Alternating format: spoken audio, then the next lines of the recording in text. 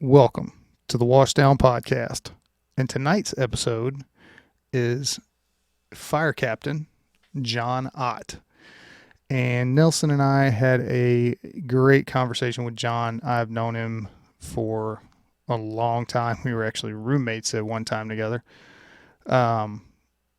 So I hope that you guys get something out of this episode. I hope you learned something. I hope you enjoy it. We had a great time shooting it. So don't forget to like and subscribe on Spotify, YouTube, Amazon Podcast, Google Podcast, Apple Podcast, all of the podcast places that we're on. Wherever you're listening to this at or watching the video. We appreciate their support. So here you go. The Washdown podcast with guest John Ott. I will say that with a caveat though. I think it wrestling beats jiu-jitsu if you have a high level wrestler and a white belt. And they're not swinging. Yeah, and they're not swinging.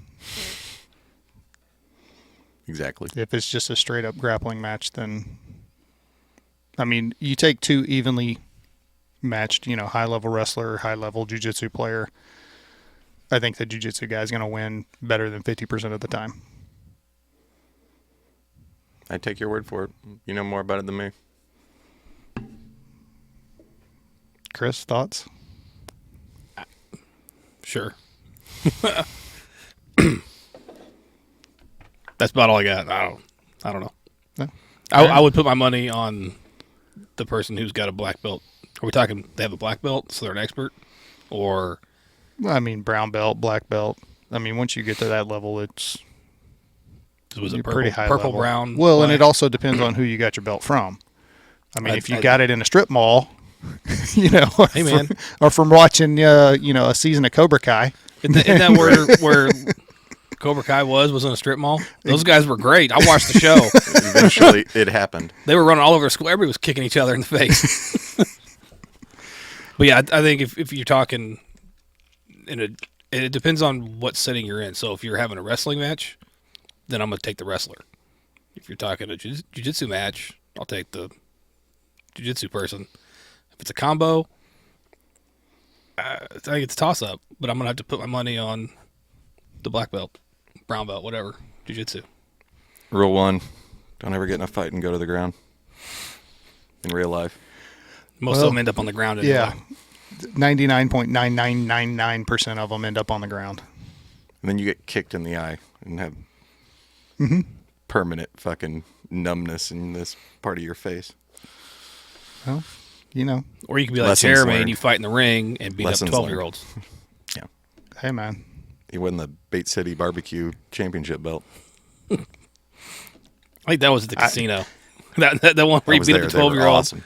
I mean, neither And one that- of you guys have a championship belt. That poor kid, man, his ear turned shades of purple I had never seen. Yeah, that was a good night. They'd take him to the kids' hospital, too. That was He back when wasn't old enough to go to the adult hospital. that was back when I thought Affliction shirts were cool. Everybody thought We Affliction all shirts wore were that good. stuff. That was Yeah. horrible. Trend. Kind of like the Jinko jeans back in the day. We all wore those, too. Well, Jeremy coming didn't back. because he was from Louisiana and didn't make it down there yet. It's like Canada. Yeah. You could hold the whole log of chew in that pocket. Never even heard of those jeans. See? Never made it down there. Yeah. They're coming back. Are they? Yeah. That's. God forbid. You got to look them up. I'm good. I'm not going to wear them again. No. I know that much. Oh, well, John, thanks for coming on the show. Appreciate it. Oh, God, that was our intro? Nice. That was the intro. All right. Now everybody thinks this is going to be an MMA show. Nope. Not going to happen. We're going to review John Jones and Cyril Gahn. Didn't watch it. UFC 285. Uh-uh. It's the fight companion. No. I watch fishing and pretty much my daughter's Lanky Box videos on YouTube. Straight into the mic, man. Got it. There you go. I like HGTV. God, I don't even watch regular TV anymore. I really I watch don't. it on demand to skip the commercials. Yeah, I don't think I watch any shows really anymore. Like, Yeah. I probably 2-3 years ago like I'll watch like, YouTube stuff, or, I'll get on Amazon Prime or Disney Plus or Hulu or whatever, but it's not like regular TV shows. I still watch the stuff on Netflix. Like, we're watching Supernatural now. How long has that been? Yeah. We're in season 4. I mean, how long ago did that come out? See, my problem He's is still wearing the two shirts. The unbuttoned collared shirt and the T-shirt like we used to wear. Right. Yeah, that's what he's wearing. Yeah. That was 20 years ago, Yeah. I think, when that show started. And we're just now. I think they did 20 seasons. Something like that. I think my ADD kicks in because I get on those shows and people tell me about, like, I got into Lucifer. I don't know if you've seen that. That was a good show. I watched it on Netflix. See, I get into those. I know.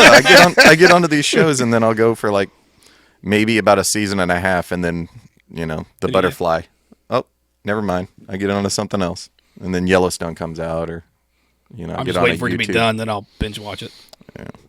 Yeah. I was watching the Mayans. I got about 2.5 in, and then missed a couple weeks, and now I'll just wait till it's done and binge watch it too.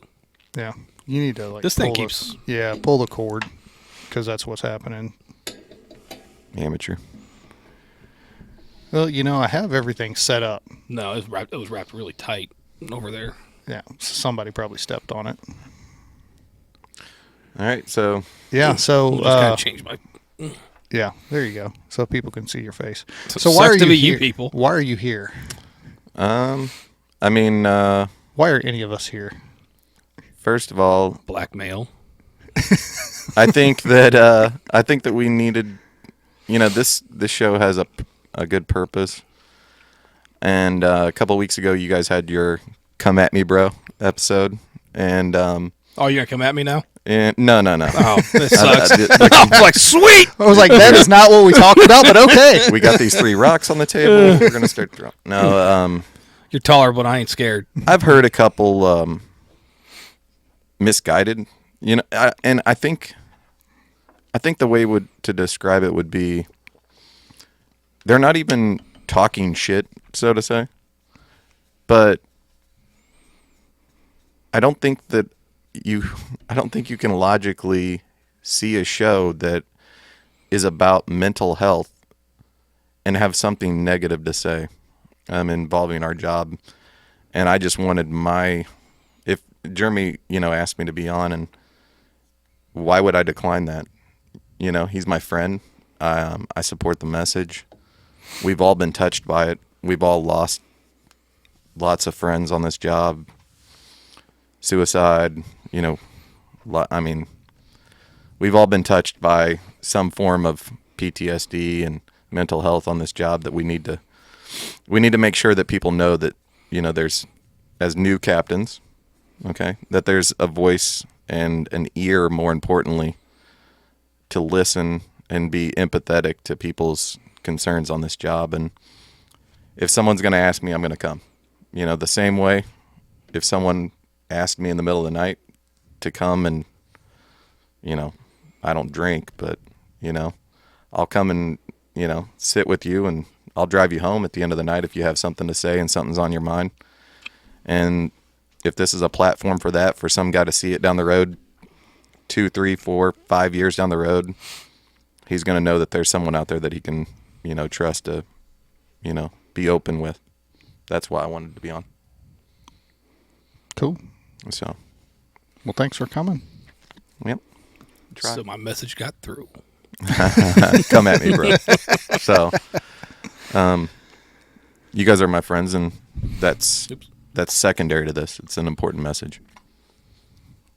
Cool. Well, why don't you get into your story a little bit there, buddy? Like from the beginning, I guess?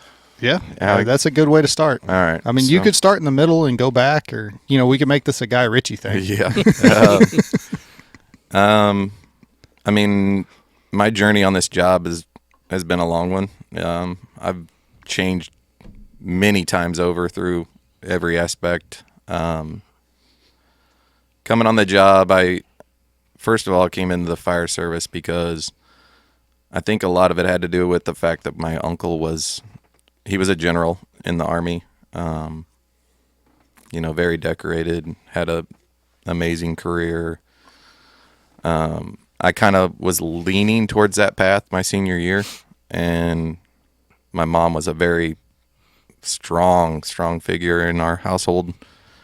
And, she was kind of against it, and I was kind of a rebellious youth. So it was it was going to be hard for me to go into a structure straight from the house that I grew up in to go into the military. So when I went into college, thinking about playing baseball, all these different things. And when I went to college, I got into a safety program there, and they had some fire science stuff tied to that. Got into that, and it really set with me as a service. I think I was born to do service in this world in some capacity, help people. And that was kind of where it all kind of started to turn for me. I started to, feel better when I was, I would make, I made a lot of money before I came on this job, and I would make a lot of money, but then I would go volunteer, and I would get more out of running, a basic EMS call and seeing some old lady smile and be happy and appreciative that we were there to help her. And I knew then that was kind of where I wanted to go, was down the fire service route. I So yeah, now we're recording again. So go ahead. All right. So helping old ladies was kind of important, and we found I found a way to kind of satisfy that part inside of me that made me feel better helping people. Then whenever I did get on the job, I was lucky enough to go to a really busy district, and we had a floating time period there for over a year. Got to meet a lot of very experienced individuals who, kind of help mold me, and I was on a really good path. I was learning a lot at a young age, and eventually got my first spot. And at that time, I had my son Mason, or my wife had my son Mason at that time. Well, and, it is 2023. Yes, so gender neutral, but yeah. that was a good, that those were during the first year and a half, and at that time I got my first placement, and that was when things started to go a little bit different for me, and life started to kind of take a turn. So around that time, my son, we get told by our babysitter that, some things seemed a little bit off with my son. And that's when we went and had him tested, and he was diagnosed with autism. And, as a young kid, you're not prepared for, these changes in your life that are going to be literally life-altering changes. Something that you're going to have to plan for, have money set aside for. And, like I said, I made a lot of money before I came on this job. I was working in the mortgage business at a time when it was very lucrative. And I had more money than what most 24-year-olds would have in their checking account, let's just say that. And immediately was faced with a devastating financial hardship. Most people probably don't know this, but at that time, Missouri didn't recognize autism as a developmental disorder. So none of that stuff was covered. At the time, it was $80 an hour for speech therapy, and he'd go for 4 hours a day, 3 days a week. And I think everybody here knows exactly what we were making hourly. Yeah, it wasn't near. Yeah. It wasn't enough to support that. No. I burned through, I know $40,000 I burned through the first year in my checking account that he was diagnosed. But the moment fire department related that resonates that I'll never forget. I mean, we had a call that was the week after my son got diagnosed with autism, and at that time I'm a planner. I'm someone who I gotta have an answer. That's why I get to work before 6:00 almost every day. I want to be the first one there. When guys walk in, I want to know exactly, who I got on my crew. What's the plan for the day? Are we going to be able to get any kind of, extracurricular work done? Any kind of training? Is this stuff what am I going to face during the day that I can control? That's why I'm there early.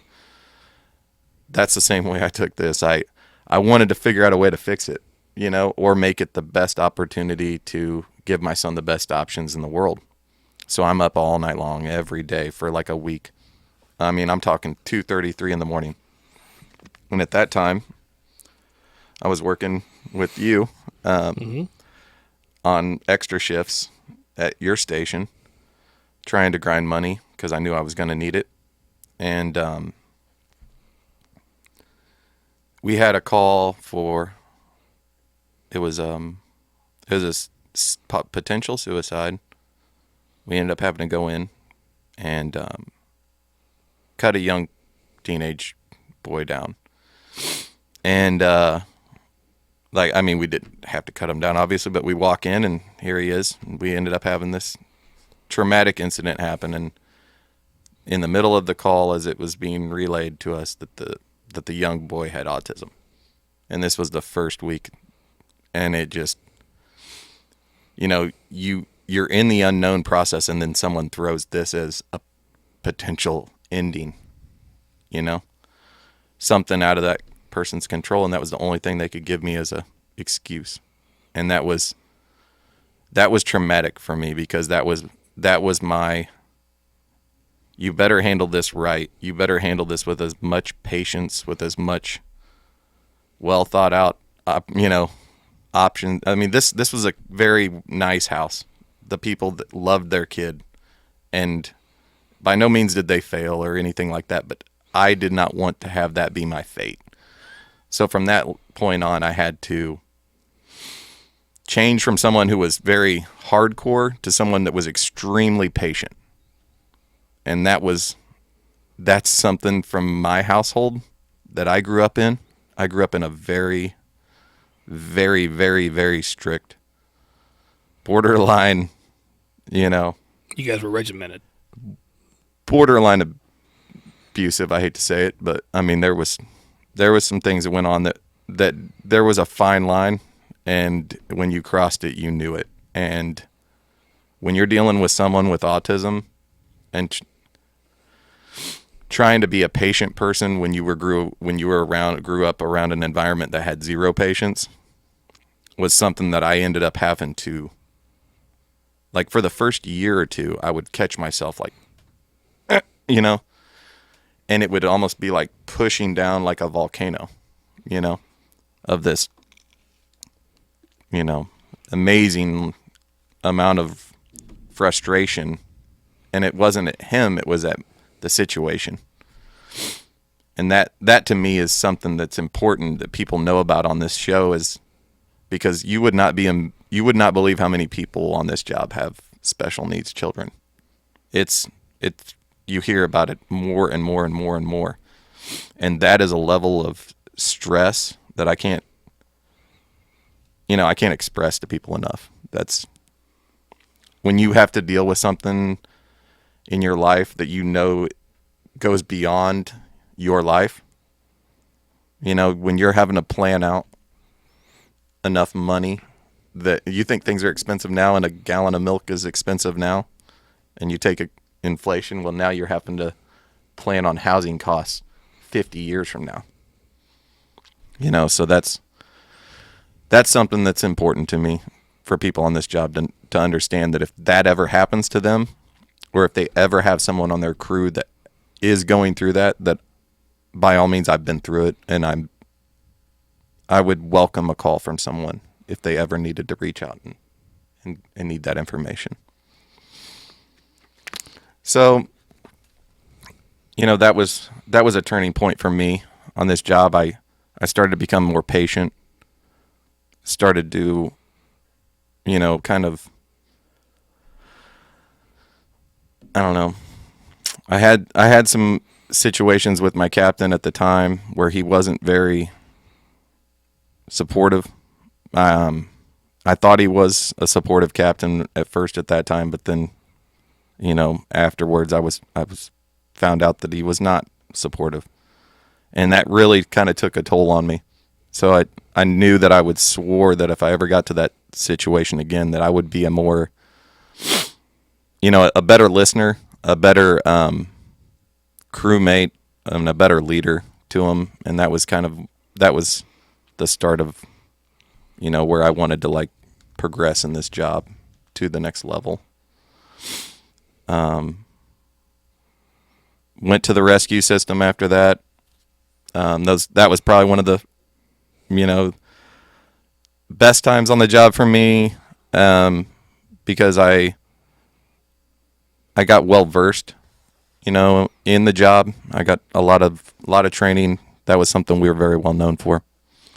And not all the way in the red. Yeah, trying. See what I mean? You start talking, and then the voice just kind of goes up. Yeah. It's all right. If you're gonna start talking loud like that, just kind of pull your face back. Good. You don't have to deep throat it. I try.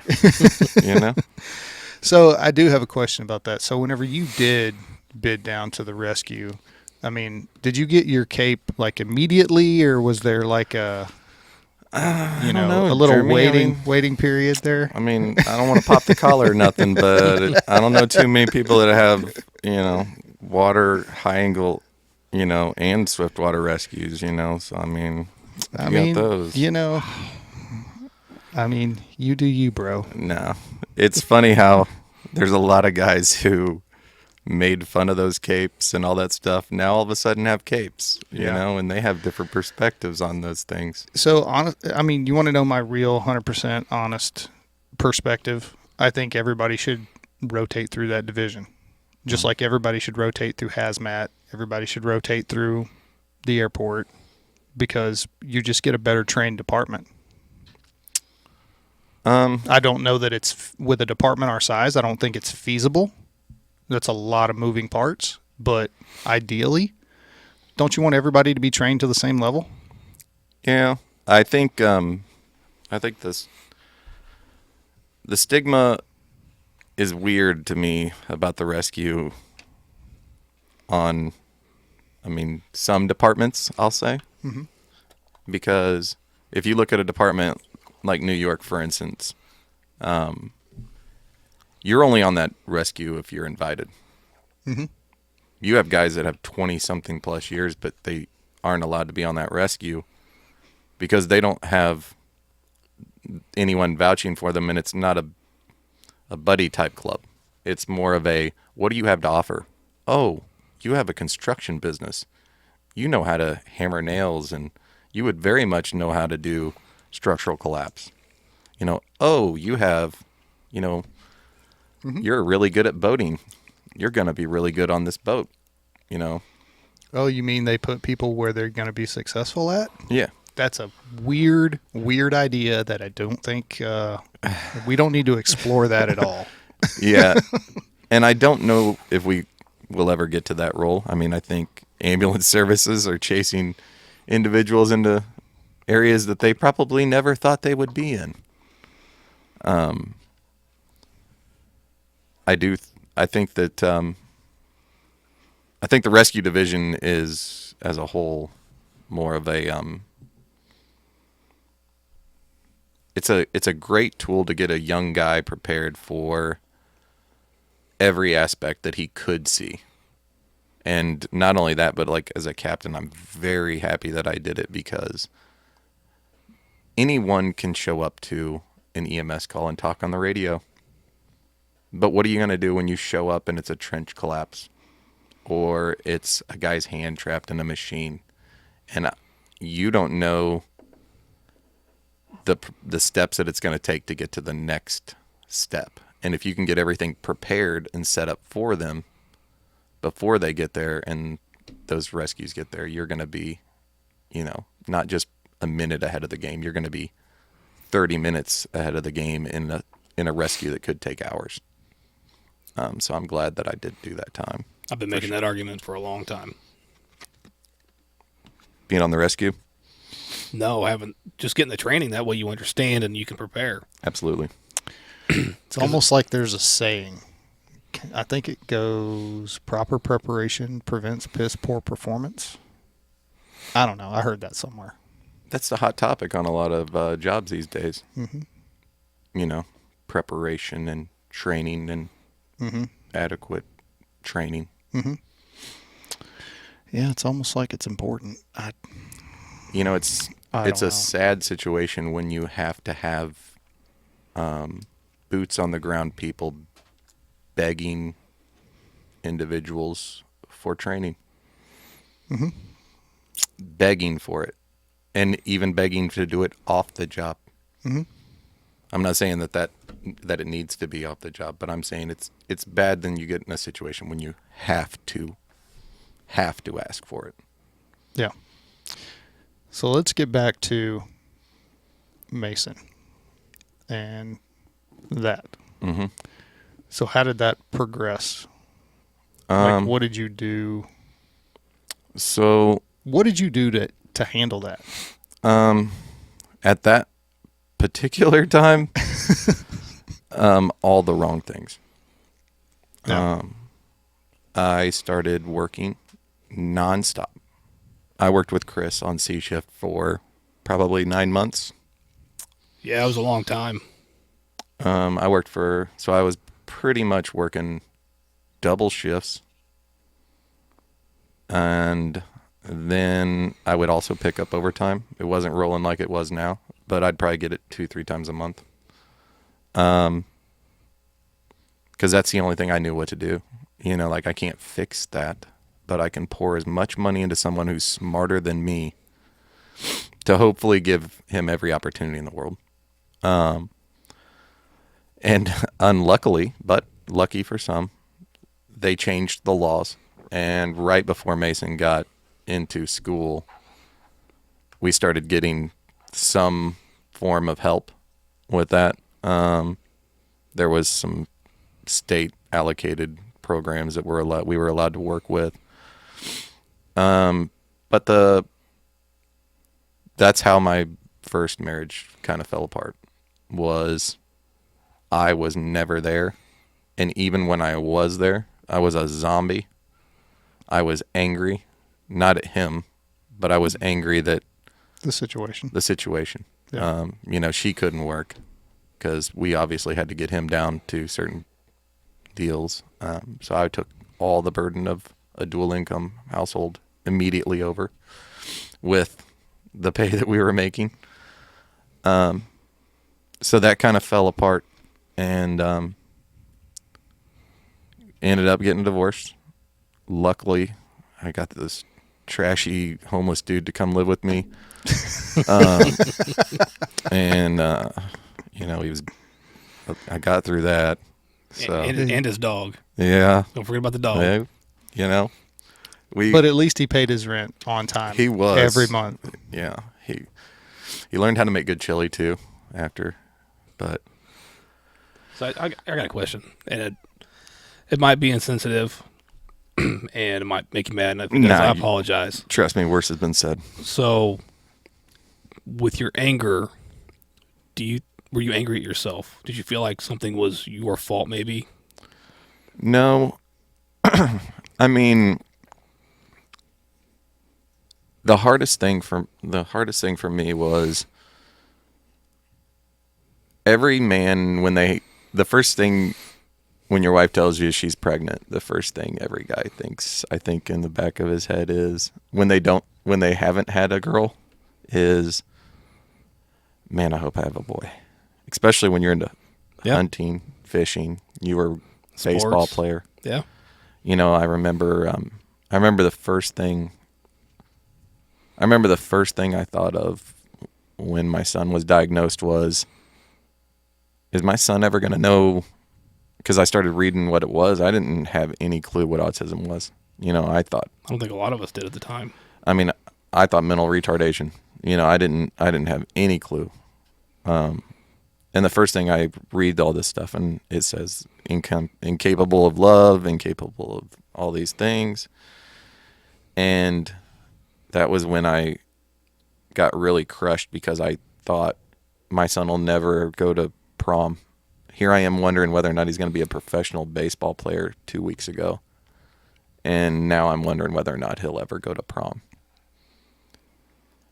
Flip to 18 years later, one of the high points is my son made it all the way through high school, was one of the most popular kids at his major high school. You know, I mean, we can use the name, right? Yeah.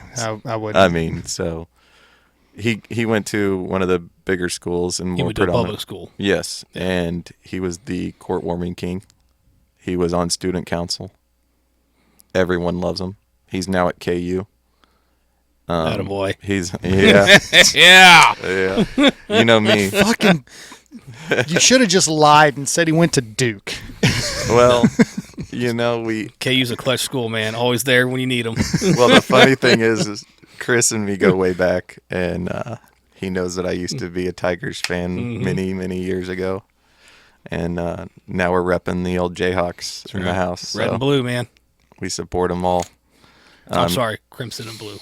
But I actually just got off. I just got off a meeting with them 30 minutes before his teachers. We had our semesterly meeting through the program that he's in there, and they let us all know that he, was on this news broadcast. And I get on YouTube, and Mason didn't want us to, of course, know about it, and I probably shouldn't even be mentioning it, but apparently he was on KU Morning doing a sports deal. So very, very proud of him. That was honestly my dream in college was to go into broadcasting. So that's it's good to see him going down that road. It's awesome to hear where he's at now from when the diagnosis happened and you were working with us and unsure if he would even be verbal. Right. Because there was that, Yeah. he wasn't talking at the age he should be, and it was unknown if he would talk at any point. Yeah. He's always been, everybody always uses the Rain Man cliche, all these things, but like his memorization skills are off the chart. I mean, the guy, the man can tell me, things he ate when he was 8 years old. He can list to the date. I mean, Jeremy lived with him for years. He's very close to Mason. He understands. It's a interesting diagnosis, and I've never wanted to label it a disability because, in all honesty, some things I think they're higher functioning than the normal public. I'll be honest. I'm surprised he's not a professional video game player from how he was back then, because he was better than either one of us at Halo. Yeah, when I started getting messages from people on Xbox trying to get lessons on how he beat Pac-Man levels, I knew things were different with him. So, and he'd been playing Pac-Man for a month and was breaking records that were a decade old. Yeah. So, yeah.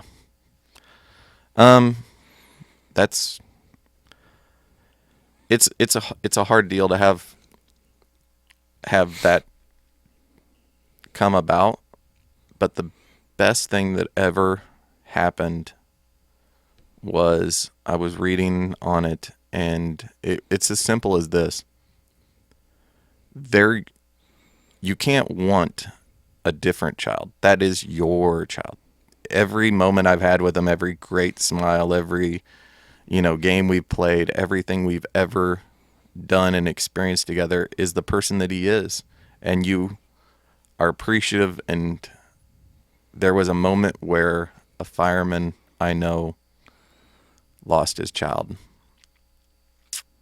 And that right there is a moment that you can't wish for different, because this person that lost their child is one of the most upbeat, cheerful, positive individuals I know. And I sat there and looked at myself and thought, how can you be so sad or upset with the situation that your son was handed when that is your son? you can't wish for something that he's not. He is what he is. And if anything, you're not even as happy and cheerful as this person who's went through this. How can you sulk when you have so much going for you? When he hasn't even had his story yet. He hasn't even had his life yet. You know, there hasn't been a moment that has changed for him to where, you know, he's homeless or he's not being cared for. He's got a bigger group of friends than I ever dreamed of having. And for that, he's blessed, you know, and that's all I can say about the matter. So I don't ever sulk about it. I don't ever feel sad about it. I'm proud now, you know, like that's where I'm at with it. Where when I was young and naive, all I wanted was, I wish there was a way I could have him take a pill and fix it. And now I wouldn't do that because I'd let him choose. Because ultimately it is his life. And I'm never going to steer that boat away from, you know, him going down the path of autism. And that's something that you have to come to grips with, that a lot of people never come to grips with.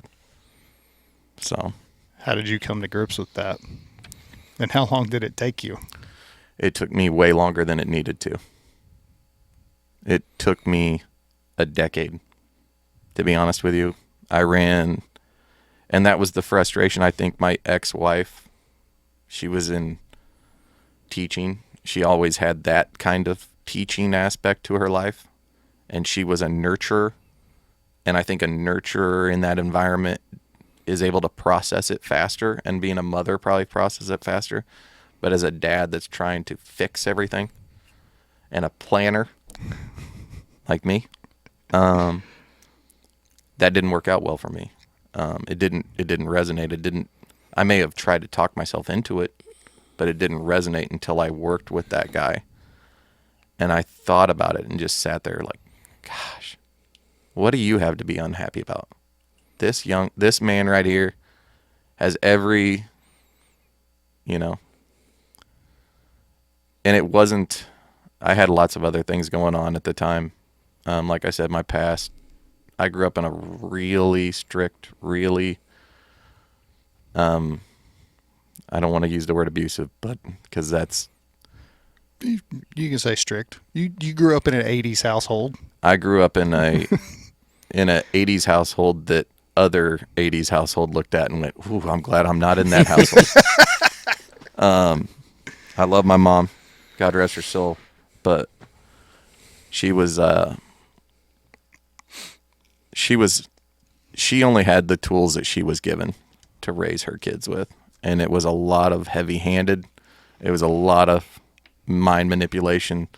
A lot of stuff went on that you can't use on an autistic kid. And so that was something that where I was looking at him, looking at this guy who'd went through all this stuff in his life, and then I looked back at myself and went, good Lord, just fix yourself. Went and started going to see a therapist right about that same exact time. The therapy was very good for me at that particular time on that matter. Now with that, I was having some problems with relationships, processing love, all these different things, you know, trust. And yeah, that's where it kind of got to be the lowest point on the job, kind of started to fall, because now I'm faced with my demons. Yeah, I can definitely see where someone can go down any path on this, even to suicide. Like if you don't have the resources, you can feel like you are at your last leg.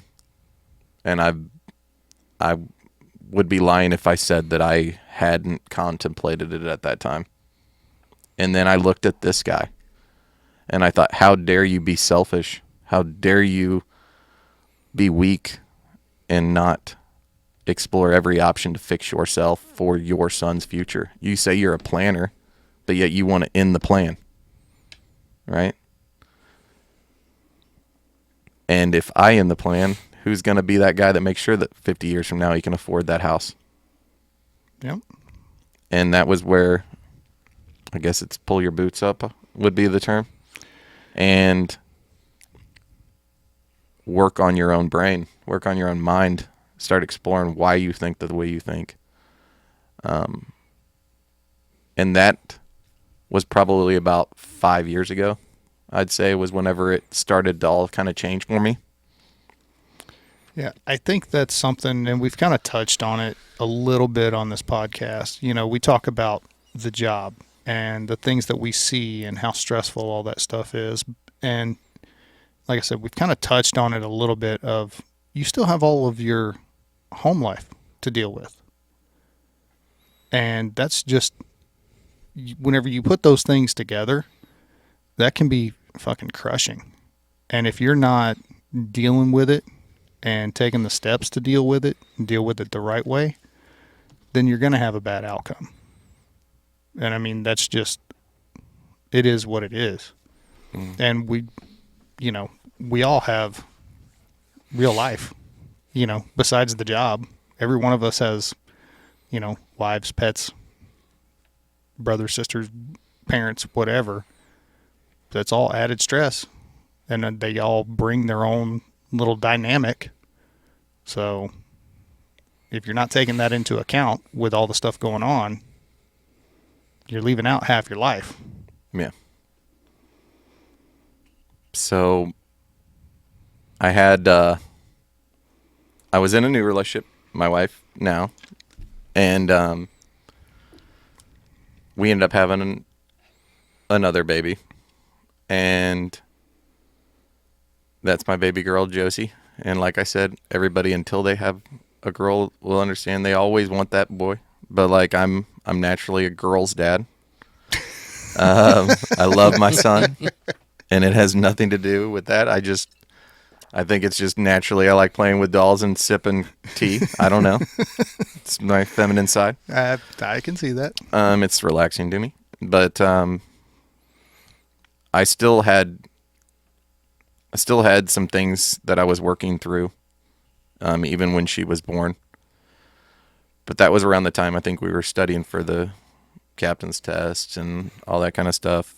I was going to take the first captain's test when I was eligible, and that was when my mom was diagnosed with pancreatic cancer.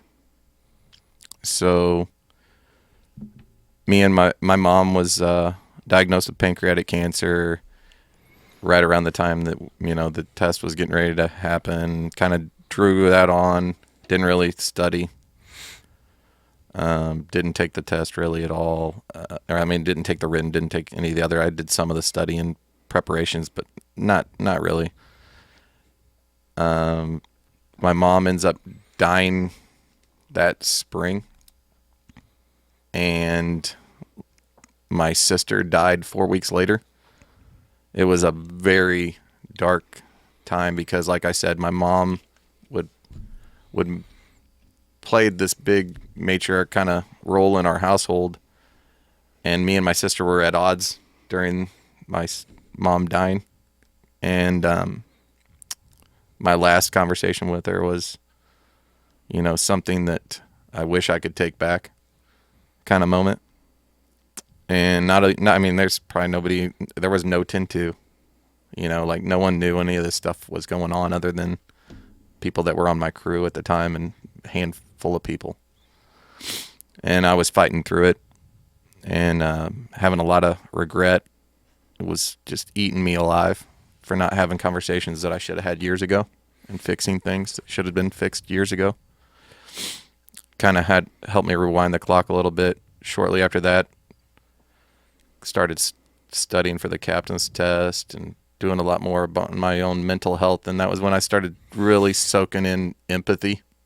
And if there's two things that I hope someone takes from this is be more empathetic Empathy doesn't mean that you necessarily have to give them something.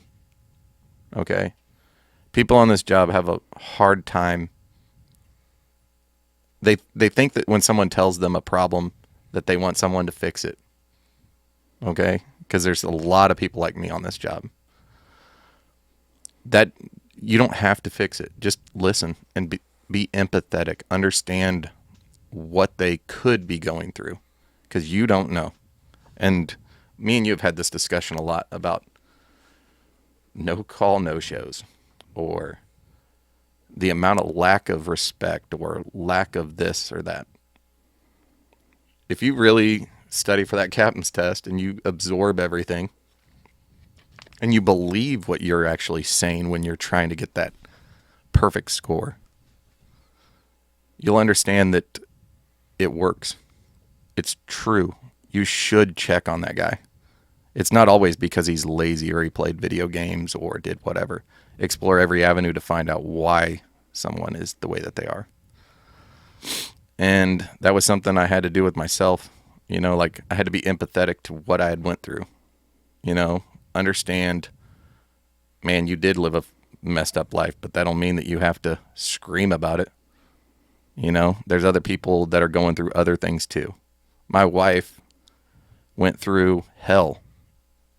And the whole time I was not empathetic to the fact that she had lost her mom when she was a child. You know, instead of reaching out and understanding, you know, what she had been through and the things that she'd gone through her whole life without a mother.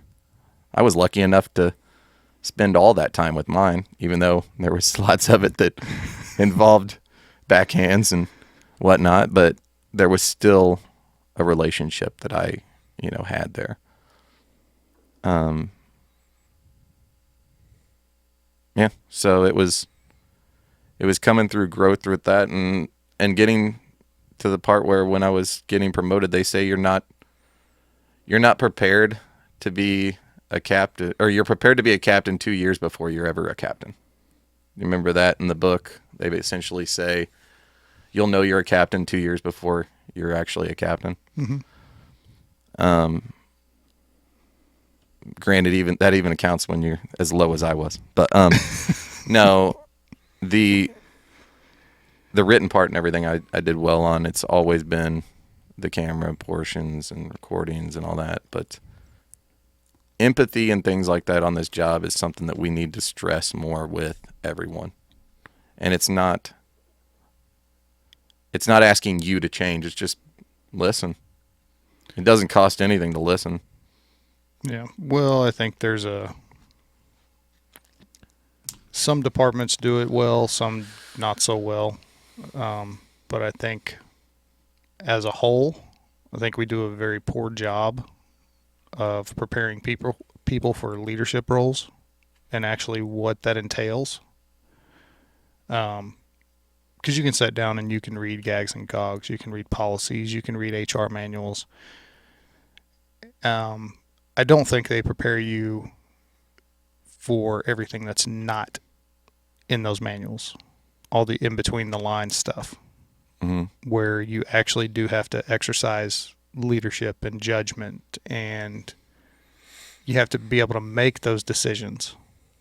And I don't think that we do a very good job of providing a framework and a base for people to be able to draw on that to make those decisions and to do that kind of stuff.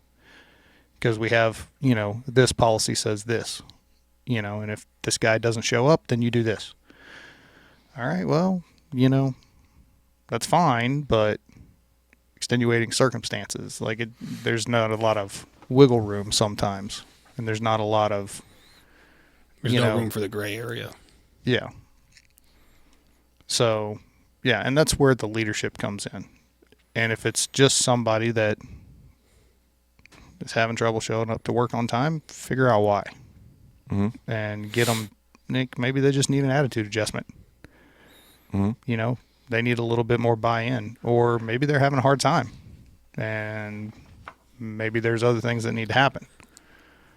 Yeah. So, but I think as a whole, and this isn't I don't think exclusive to the fire department. I think you can stretch this out to everything. Leadership, there's a lot of buzzwords, and I think leadership is one of those buzzwords that people like to throw around of, this is what leadership is, or this or that or the other thing. There's no clear, like, if you do this, you will be successful. You will be a good leader if you do X. Well, great. You can do X, and you can still be a shit leader. Because you got to do Y and Z and Q and T and R, because it's not a one-dimensional thing. Because you can't motivate and lead everybody the same way, because we're all individuals. Yeah. Just because I can motivate Chris by, getting on his ass doesn't mean I can motivate you the same way. True. I might need to explain stuff to you a little bit more than I would to him. If I go, Hulk smash, he's going to go take that door off. And I have to tell you, okay, you're going to want to take the hinges here, the frame here, this, and then you'll go do the same job. It just took more explanation. Definitely. I think one of the keys on this job is, I don't respond. The worst thing you can possibly do is give me the silent treatment. And that's because everybody has their pet peeve, right? And pet peeves, I believe, are 100% related to trauma. Okay? And I'll give it to you why. So, like the pet peeve thing is everything that. What's your biggest pet peeve as a captain? Like, if everybody always says captains, this is this chief's pet peeve. This is this captain's pet peeve. A lot of pet peeves that I've ever seen on this job, or that I have personally, are related to some sort of bad call that I had, or something that was weird that happened on a call that I will never let happen again. Right? Yeah. Something that made you look like a jackass. Every time, you better bring that airway bag in. Or, hey, you better make sure that you bring that AED in on every one of these type of calls. I guarantee you, if you rewound that clock and you dove inside that guy's brain, 10 years ago, somebody forgot that thing at the wrong time, and they wish they had 1 minute back. And that's the thing that sticks in their head. You agree? Fully. I'll go you 100%. I'll go you even one better. It can go all the way back to childhood stuff. Exactly. That's why I say that I can't stand the silent treatment. Yeah. And why maybe I've had situations involved with people that annoy me when I'm not getting the information that I need. And someone just sits next to me and decides they're not going to give the information that they want to give me. That to me, like, is just, it's stress from a situation, many, many years ago. And you got to be able to process that and say, he don't know that. Yeah. Maybe he's just having a bad day. Maybe he's frustrated. I don't know what he's dealing with. I'm going to be empathetic to what he's going through, even though he's being a dick in my eyes. Yeah. Well, that being able to see things from both sides. Mm-hmm. I mean, that's part of it. And that's part of one of the things with this job of, we talk about, you don't know, try not to judge people because you don't know their circumstances. So you may run this call and you may run this person and go in and their house is a freaking pigsty and this is the 4th time that we went to go pick them up and whatever. You don't know what that person's daily life is like, what they're dealing with, whether they have family there that can help or whether they've already burned all those bridges, and their family's done with them. And the last resort is they call the fire department. So how's it going to help the situation if you go in there and be an asshole? Yeah. It's not. Exactly. My biggest pet peeve is being rude to the public and being late. I thought it was a silent treatment. Well, I'm talking from a captain's perspective. There ain't very many firefighters that are going to give their captain this silent treatment, for the most part. Yeah. From a captain's perspective,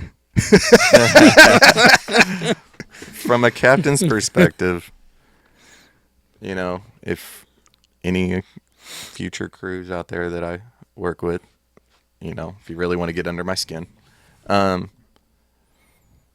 being on time, which in my dad's eyes was 15 minutes is on time early, which not on our job. 6:30. If someone doesn't see you by 6:30, if you've never sat in that seat as a captain and been sitting there at 6:45, not knowing whether or not someone's showing up to work, it's an uncomfortable situation. You're basically at someone else's leisure, and if you're showing up 5 minutes before 7 every single day, that captain can't plan his day until he sees your face walk through that door. It's true. Because we've seen it too many times that a guy never ends up showing up, or at 7:05 they're all of a sudden begging for V-days or some weird situation, which is unacceptable. And then with that, you know, that's just, it's a no-go for me. If I'm not starting the day off right, we're not going to start off on the right foot. You know, we're going to be behind. And then what was the other one? Silent treatment. Silent treatment bothers me. But yeah, I don't know. I think people on this job need to show a lot more respect for people by showing up on time. And that's 6:30, and I can't remember where we were going with the other side of it, but Yeah, well, I mean, just respect for each other in general. yeah, I mean, take the job seriously. yeah, I mean, and plenty of us do. yeah, There's some of us that don't. And I think we've always had that. I think it's probably maybe a little bit more amplified now because we're on the shoes on the other foot, as they like to say, and we're all in leadership positions. So it's, you know, it's not just we're the other firefighter sitting there, yeah, you know, and it does, I mean, it impacts us, but it not really. yeah, But now it genuinely impacts, yeah, you know, because ultimately you're going to have to be the person who calls the chief and goes, my guy didn't show up, yeah, you know, and, you know, you may take that on yourself as that makes you look bad or what. I mean, and in reality, it doesn't. You have no control over what time that person shows up to work. right, You know, especially if you're the floating captain, you know, or you're there on overtime or, you know, whatever the case may be. Well, and I'm usually one of those people that'll bend over backwards for a guy. So if it gets to the point where I'm having to get involved to that point, we've crossed numerous bridges of, you know, betrayal. Yeah. Well, you know how it used to be. It used to be the senior firefighter would make those calls. Yeah. And then the driver would make those calls. Mm-hmm. And then the captain would get involved. And it's not like that anymore because we don't have that unofficial senior firefighter position anymore in a lot of places. Some companies still run it that way. Some don't. You know, the driver position isn't what it used to be. Well, we also have a zero tolerance policy that, you know, an enforcer, you know? Yeah. You kind of had your enforcer roles. Yeah. You know, like I said, I'm not going to name drop, but I had probably one of the most legendary, you know, FAO firefighters in 106. You know, so like when I first came on the job, there was a legend that was around that was pretty much an enforcer at a certain station. And I thought that was cool. He kept everybody in line and everybody knew that there was expectations to be made. And I'm going to stop you right there. It's 2023. Mm-hmm. We don't talk about expectations. That's probably one of the reasons why we're shadow banned. Expectations and standards. We've talked about that, and I don't think YouTube likes it. Well, Spotify money is just as good. Yeah. So they keep moving the fucking bar. Yeah. But anyway. My other pet peeve was being rude in the public's eyes. Like that right there. We go through a lot, and if you're a captain and you empathize with your people and they understand that they can come back to the station, vent, get everything off their chest, but one call doesn't relate to the other. And that's what I want my crews to always understand is like, you may have went into that disgusting, wretched house full of cat pee and feces, and there's 8 people sitting in there, and there's 5 cars in the park in the front, and the grandma wants to go get her toe checked out, and you're mad because any one of them could have drove them. Well, guess what? You don't know their situation. You don't know anything about that situation, and one call doesn't relate to the other. So when you go to the next call and Granny has her foot hurt and you're carrying all that weight with you, one doesn't relate to the other. No one's ever dialed 911 and thought, man, I just want to see somebody's face. Whether it's mental or whatever, they're having a catastrophic moment in their life. Most people call 911 on the worst day that they will have that month, regardless. Whether it's you think it's complete BS or whatever. Most of the time when they call, that is their worst moment. And are you going to show up for your 30-minute interaction with them and be rude? Is that what you would want for your grandmother? And it's usually not even that long. No. 10, 15 minutes. Yeah. Just be polite, be professional. It's not that hard. There's a lot of people that drive pizzas around for a lot less that would, that face far more rude people in the public eye. You forgot my breadsticks, you cocksucker. Or whatever. You know what I mean? Yeah. There's going to be those interactions that everyone's going to have with the public that you can't drag to the next one. Yeah. And I'll let you know when it's time to not be nice, and that never is going to be the case. Yeah. Well, and that's my job to deal with that issue. Right. It's not the firefighter's job. It's the captain's job to diffuse the situation, which, exactly. Again, I mean, there's departments that do well on that stuff, and there's departments that don't. I think as a whole, we probably do a pretty good job, but... Oh, you mean you don't like your de-escalation, 10-minute, deal on Yeah, we don't... Target solutions? Yeah, we don't do a good job of training that stuff. And to be perfectly honest, a lot of it's not applicable. Like, there's some, like, those things only work if a person wants to be de-escalated. Mm-hmm.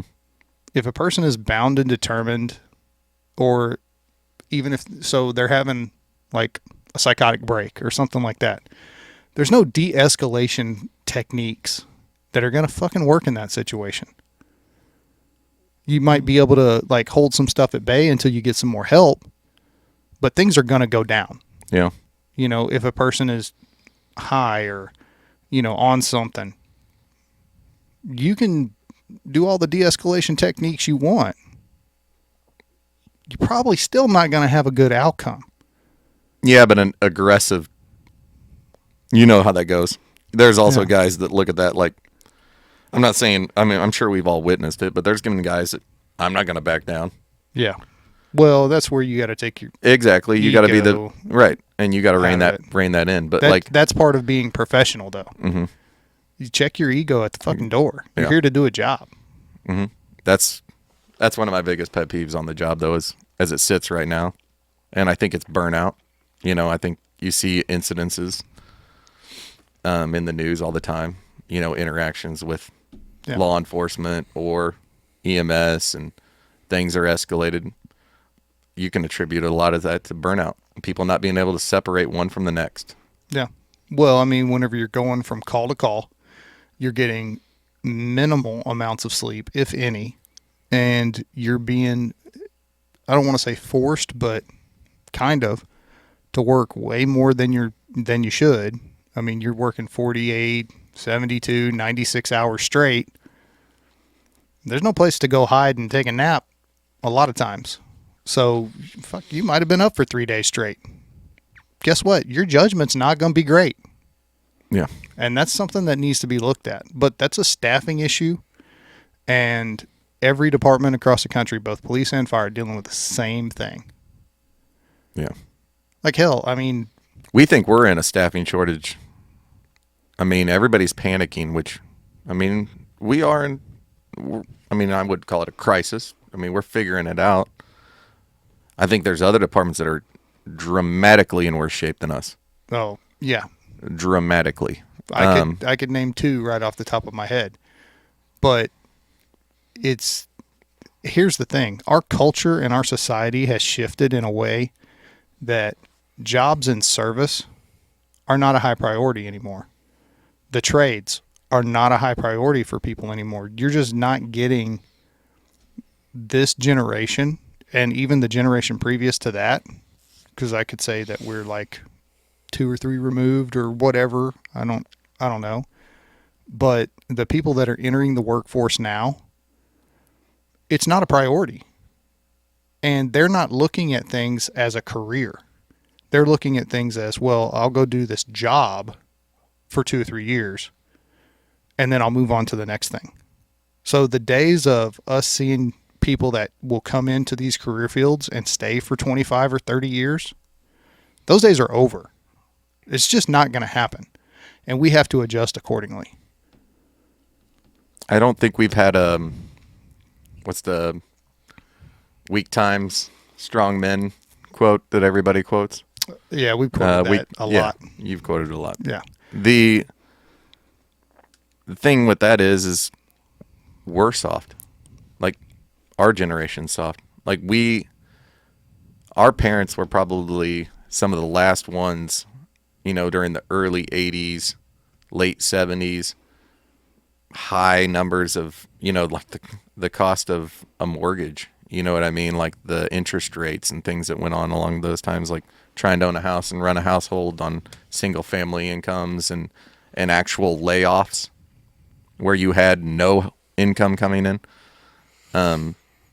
There was a lot of times, even in our own city, with the, TWA and a lot of these things that went on like back in the day, like we've never experienced that in our community as far as a massive financial, windfall as far as the nation is concerned. We've been pretty privileged during our working history.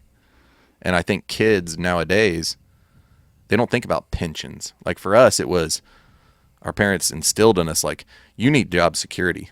You need to make sure that you find a good job that will have money for you when you retire. Mm-hmm. It's worth the risk.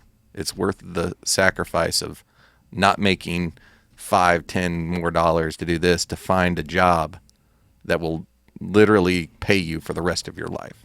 Yeah. Kids don't look at it like that anymore. They think, well, if I do it right and I hit one good, content deal or whatever on my rap channel or this or that, or I do this to this, Yeah. Well, not to this mention side business. They're living with their parents until they're 25 or 30, staying on their parents' insurance. Yeah. I mean, fuck, I was out of the house at 18. Same. Moved halfway across the country. Same. Well, not halfway across the country, but I mean, college. Yeah. But never went back. Yeah. Yeah. So I was gone 2 months after graduation. Never set foot back to spend any time. So, that to me is something that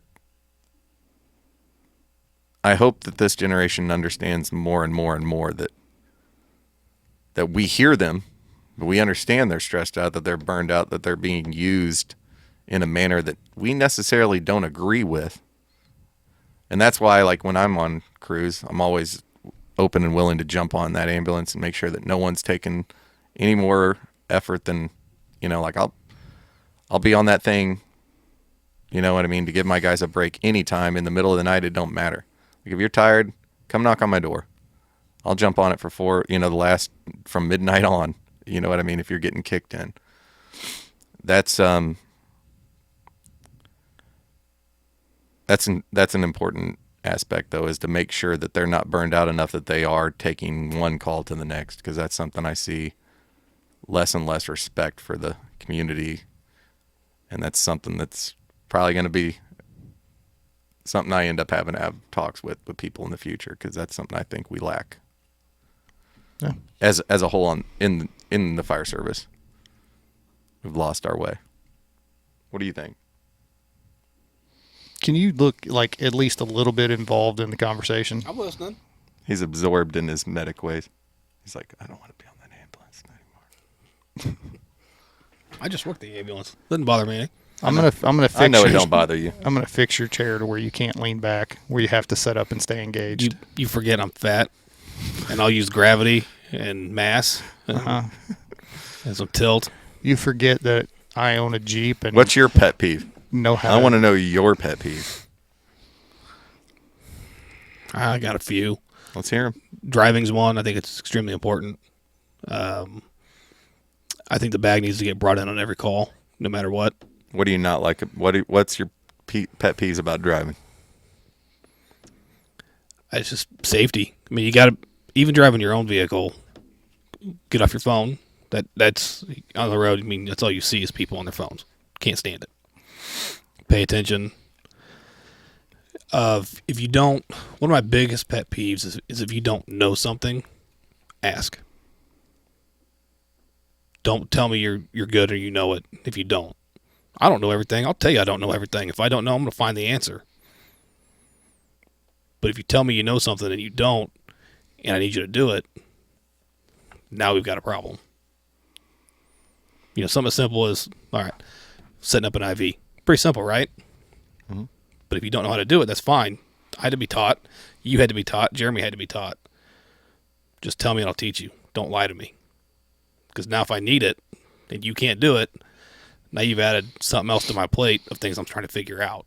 And I probably need that IV now to give whatever medicine I have to give. Right. So don't lie to me. Can't stand that. Yeah. And like I said, driving is just the most important thing we do. Whether it's to and from work, at work, it doesn't matter. Driving is extremely important. Yep. And bring the bag.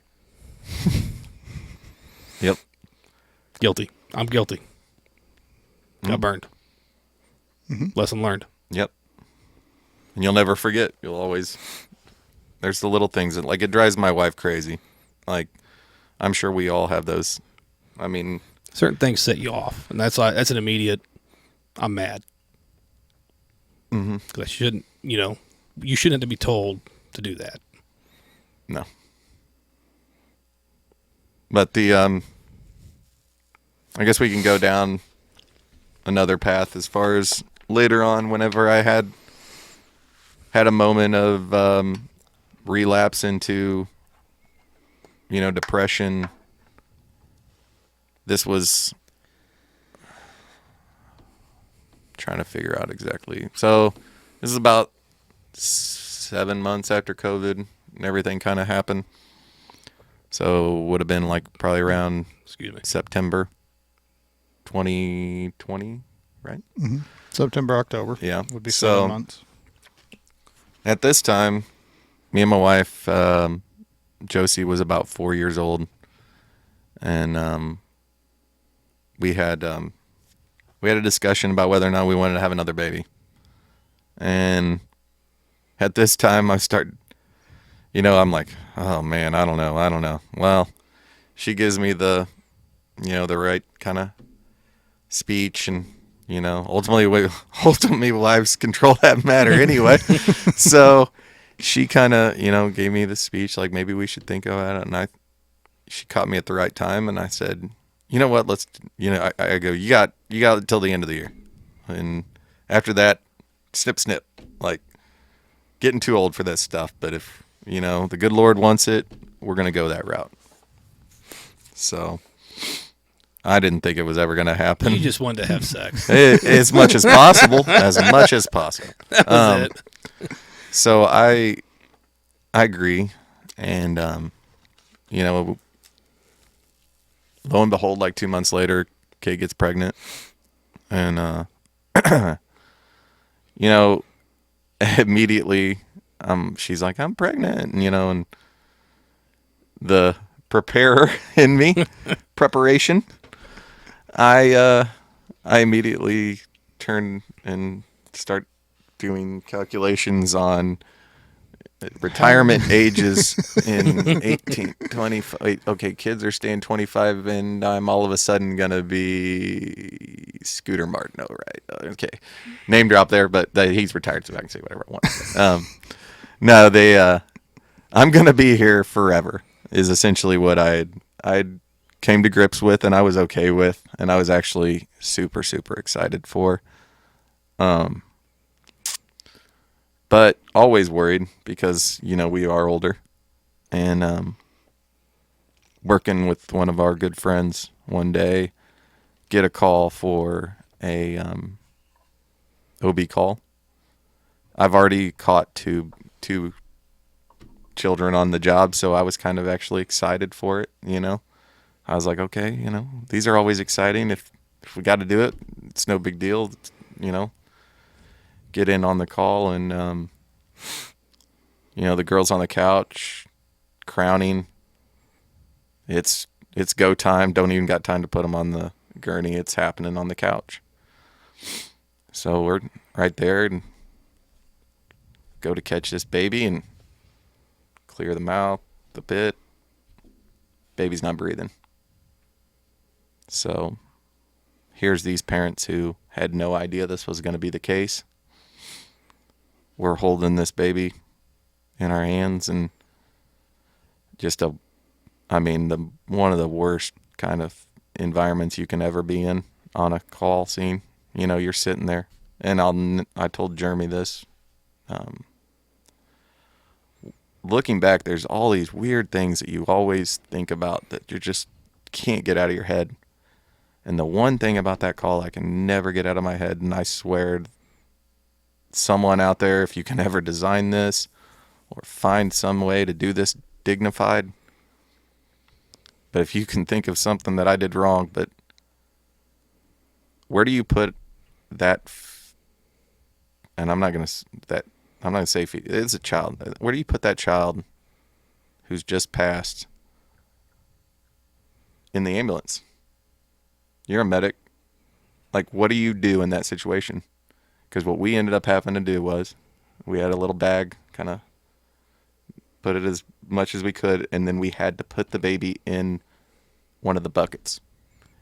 Because you're not going to set that baby on that mom's chest because that baby's no longer with us. But yeah, you kind of do, but she wasn't, you don't want to trigger a traumatic episode with that. I think it depends on what you're seeing and if there's something you can do. There was nothing. It was over. It was born that way. It was no resuscitation. It was stillborn. But there's still a fully intact fetus, and that is something that I can't shake, and I don't think there's an answer to, but maybe we need maybe there needs to be a design thing in the EMS service for something that's dignified. It depends on the mom and the dad. Mm-hmm. I've never experienced it, so I can't say for certain, but I think I would want to hold my child. I would, stillborn or not, because it's still my child. That's me talking. So I think I would give them the option of how they wanted to proceed. Yeah.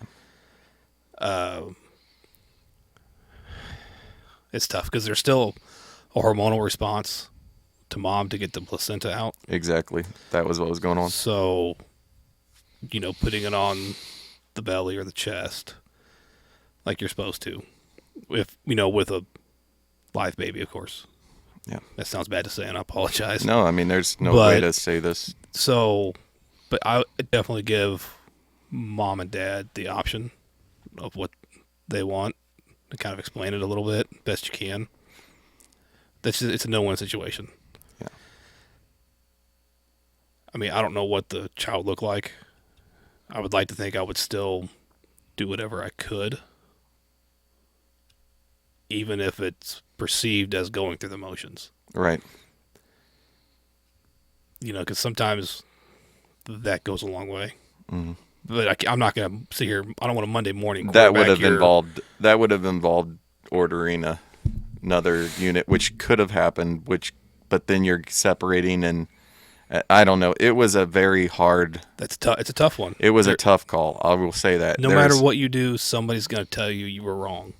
And I'm okay with that. Like these moments like this is why I don't have a problem with these kind of conversations, because it's okay for you to point your finger and say, I would have done it this way, because I'll do it differently if I ever am faced with that. That doesn't mean I'm right either. Right. I know. I could be 100% wrong, and somebody watching's motherfucking me right now, and that's fine too. I'm okay with that, because it's such a touchy. Kids are always the hardest calls. Yeah.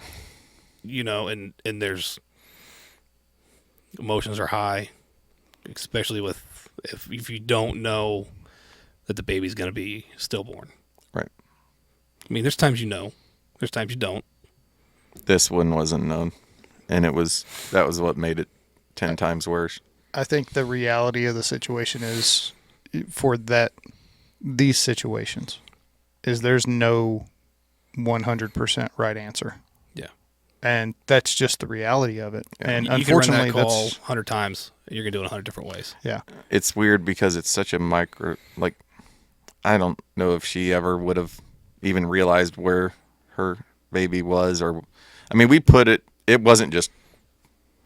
was wrapped in a way that it was presented as dignified as feasibly possible, but I might have taken a rider with me and had them hold, or a couple and have them hold. Yeah.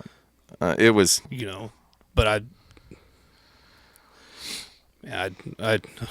I said, well, I don't want to say what to be openly, I was one of the ones who probably would have been a writer on that one, and I'll tell you right now, that was one of the 2 calls on this job that I've ever just openly cried on.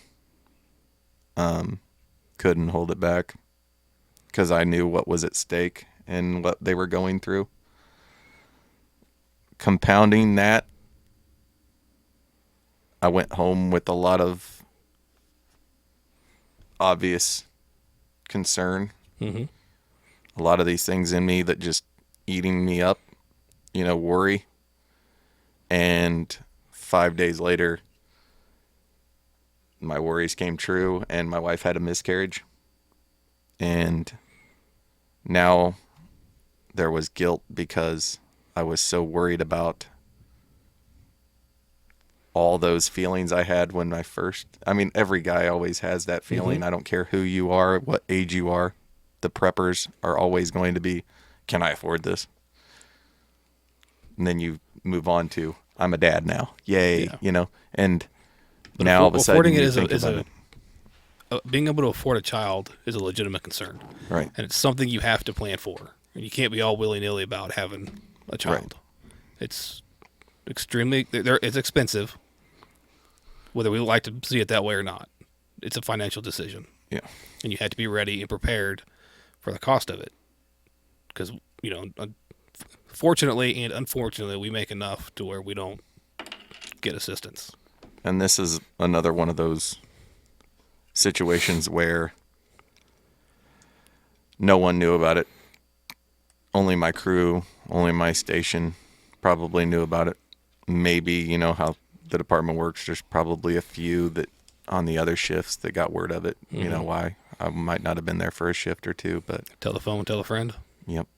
And not only that, but something I also was telling Jeremy earlier, just not really, I was making a statement, but new policies allows for 12 weeks of a... Yep. But yet something traumatic like that happens to a woman or a man on our job, especially a female. Is there a day or 2 even available for that? You know what I mean? Like there's situations where you want to talk about mental health or talking about where someone can be. There could be one of our sisters out there could have a miscarriage and then get your butt back to work next day. Where's our... I think on that I'm just saying I'm saying from a management perspective and policy perspective, we don't have things that put you off to keep you on. We don't have things to protect modified duty, those. duty. I know, but I'm just saying there's there's those deals that you need to have in writing for the right kind of situation to protect that person. I fully agree with that. I'm not saying I needed it because I don't even have the. No, you need it too. It still takes a toll, just because she went through the miscarriage and her body is doing what the body does when that happens. You still have to process it. It's still your child, and you're going through that together. And even if you're okay, let's say, she might not be, or it could be reversed, and you need to lean on each other to get through something. Because that is, when my ex-wife got pregnant with my son, it was instant love. Scared shitless. I'm a 19-year-old kid. Yeah. But I had worries, I had fears, but I was excited. And I never thought about what I would do if something bad happened. Never crossed my mind. Me either. As I got older, I learned more. Now, that's a legitimate concern. I've never been through that. Some people close to me have. And saw what it did. So even, so it still takes both of you to recover. And you got to lean on each other. You got to lean on family and friends to make it through it. You do. It's not just, I'm going to close the door and sit here for a day and I'll be fine. Yeah. So yeah, there needs to be something to where you could take a couple of days, you know what I mean, and get yourself right again, and then come back, because you're going to run that call. And they suck. If you haven't been through it, it sucks, because you see the pain and you see how much they're hurting. Yeah. And you can do everything humanly possible, and it's never enough, unfortunately. I mean, none of us want to run that call and then feel like you failed. Yeah. And that's kind of what you feel like. Thank God on that call, we ran it with a really good crew. We did everything by the book, everything. And that's one of those ones, the grab the bag moment. Yeah. Thank God everybody did what they needed to do. Because if there would have been one situation where, that baby comes out breathing and then all of a sudden isn't breathing, those are the ones that you get your peeve on, your pet peeve on. And yeah, that's... You never know what's broken in that bag. It was fine this morning. I know. Yeah. But here it is now, it's broken. And I need a BVM. Mm-hmm. I need the pediatric one. Oh, well, it's got a big hole in it. Right. Well, it's a problem. Yeah. So that's why you bring your other bag. And yep. That's my thing. Always have extra. I'd rather have too much equipment than not enough. Yeah. I'll carry down 3 bags. I got it. But I got through that, and I would say that would be like my last big overcoming mental hurdle on the job to, realize like this is going to be a process that I just am going to have to constantly monitor, make sure that I'm, talking to people that I can trust. And I've luckily met a lot of great people and captains and like-minded individuals that I respect, that I can open up to, because that's the big thing about this job is there's going to be people that you can talk to about these situations and know that it never goes further than that phone call. Mm-hmm. I've been around. I'm not one of the people that wanted to spend my whole career at one fire station. I've moved around. I've been on the rescues, been on the truck, traded guys over to the truck, to the pumper, been on other shifts. And if you ask around and talk to anyone I've worked with, for the most part, every spot I've ever been to, I'm that guy. I'm the guy that the guys on the truck call, even though I'm on the pumper, to voice their concerns about the pumper, because I know that I'll listen and, or whatever. Or if they're having problems at their house, they can call me. Or if their water's shut off, they can call me. And I'll help them, in some fashion, get through the hardships of their. And I don't think I've got it all figured out. I'm only sitting here talking to you guys because I want those other people out there to know that I'm one of those type of guys that they can call under any of these circumstances that I'm talking about, today. If you run across those, I've been through them, and maybe I can show you, how I was able to kind of better myself through it. Well, I think that's kind of the whole point of the podcast, is to let people know that they're not alone. Right. Because it's very easy to get into that, I don't want to say self-isolation, but, with the way everything is right now, it's very easy to feel like, okay, well, yeah, I got all these friends on Facebook or Instagram or whatever. You can't call any of them. No. You can't talk to them. They're not going to come over and help you move a fucking couch. Me and you both have done self-isolation through our problems, and it never worked. No, it didn't work at all. No. No man is an island. That's another saying. Mm-hmm. Well, and people need people. That's the big thing about like the "come at me, bro." I'm gonna relay that back because I love it. Too many people on this job think that this podcast, or think that people that openly speak in the public on a camera, think that they're know-it-alls. If anyone thinks that, you're a fool, because no one here is claiming that they know anything more than the next guy. I mean, the only thing that we can be is, an open means of communication to anyone. And if you have a problem with any kind of stuff involving, what we've said today, by all means. Yeah. It's there. But everyone here is just here to help.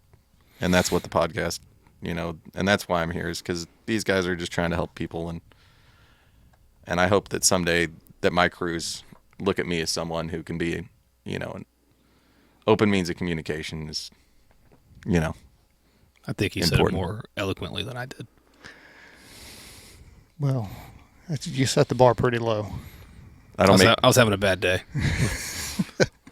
Well, on that note, though, it's one of those things where I think the people that probably have the most problem with it have never even watched the podcast, have no idea what we're talking about, or exactly. They've never watched it. They probably think that you're talking about the best way to pull ceiling, or the best way to force a door.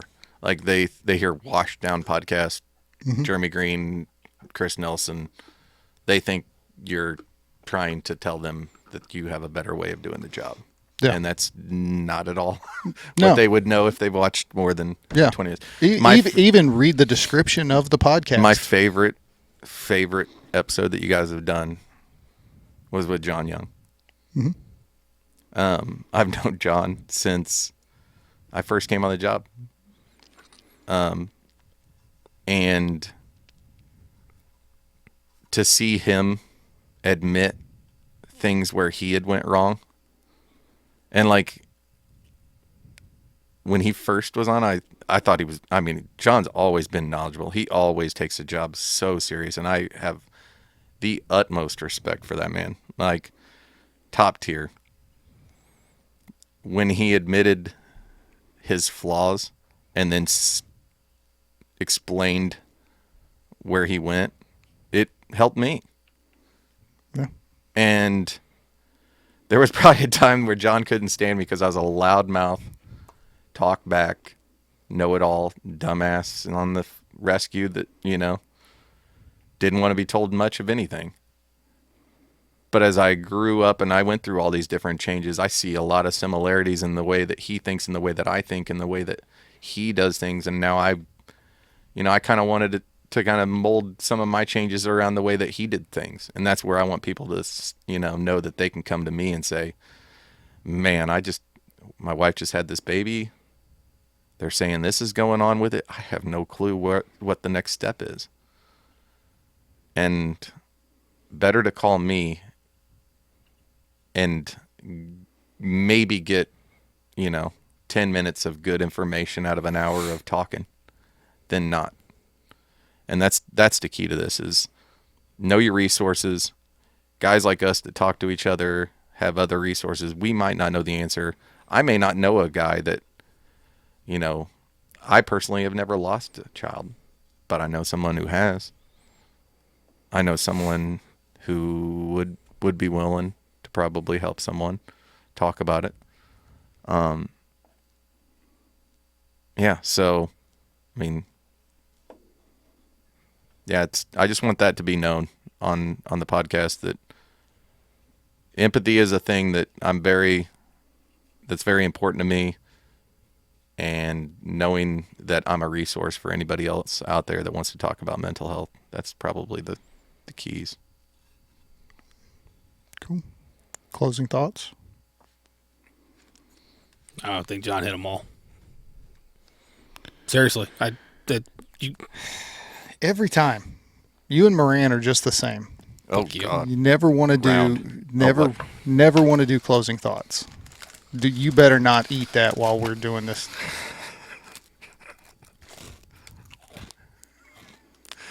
See what I'm working with here? Apparently, the chip is only registering yellow. He's not in the red. They probably won't be able to hear it then. All right. Well, John, thanks for coming on the show, man. I appreciate it. I gotta get some water now. Try me out. Yeah. So, like you said, John legit hit it all. I mean, the spirit of the podcast, what we're doing, why we're doing it, sharing his story. I mean, there's nothing to add. It's right there on a silver platter. And he laid it all out. God damn, it's just dry. it's a breakfast biscuit. God damn English biscuits. It's good though. Yeah. You can taste the blueberry, the blueberries. It's actual blueberries in there, man. That's pretty good. I was curious. I can't eat that like. amount of fiber. I just had like 4 cups of coffee before I came here. It'd be bad. It's Jeremy's house. I don't care. Here you go. Paying back for all that.